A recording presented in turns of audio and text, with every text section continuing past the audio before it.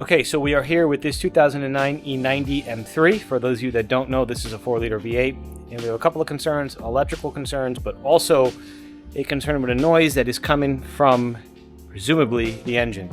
Now, given the mileage that this vehicle has, it's in 6 digits, we're going to go ahead and first do a compression test. So the reason we are going to do a compression test is that it's going to give us an indicator on the health of this engine, right? Because the amount of work that may need to be done, it's going to make more sense to actually pull the engine out and perform that work. It's going to be quicker, it's going to be easier.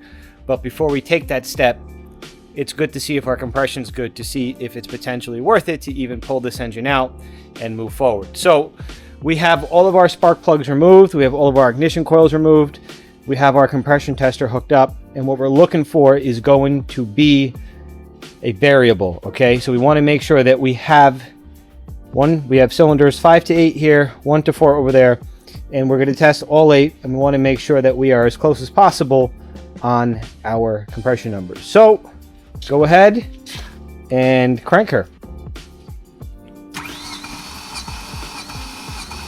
Cool, got it. All right, so we have just shy of $150. This is a completely cold engine. Now, for purposes of testing, it doesn't necessarily matter. You don't have to use the most expensive tool. Again, we're just getting a reference. Now, what's super important out there, a compression test is not a leak down test, and a leak down test is not a compression test. Again, we are just trying to reference 1 through 8 and see if we have the same numbers across the board and we're in tolerance.